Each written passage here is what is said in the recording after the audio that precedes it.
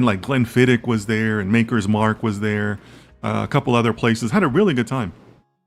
And I don't know if you know this, but the head distiller at Maker's Mark is actually female. I can't remember her last name, but her first name is Jamie. I ended up connecting with her on LinkedIn. And she gave us a great presentation. Because, you know, they would rotate tables and they would kind of present like a wine tasting, like a flight of tastings.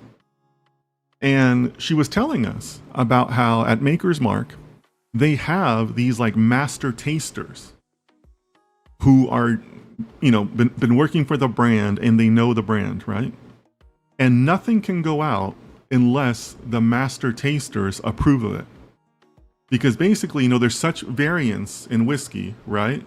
In the process, there's such variance in the flavors and the taste that they need to make sure that they have a baseline for their master tasters, right? So if you kind of think about it in a data science way, you know, they recognize that there's so much variance that they need to have a model baseline to say, yep, that's good, or no, that's not good.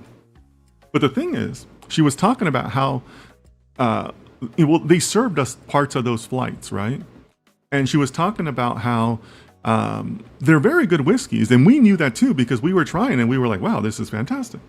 But she said we would never put that out. In fact, we trash that. You know, we actually, they literally throw it out. Because while it's good whiskey, it's not Maker's Mark, right? Like they have like the standard that they have to meet just like on a personal, like almost like a subjective level, right? By these master tasters that say, yep, that's good, or no, that's terrible, right?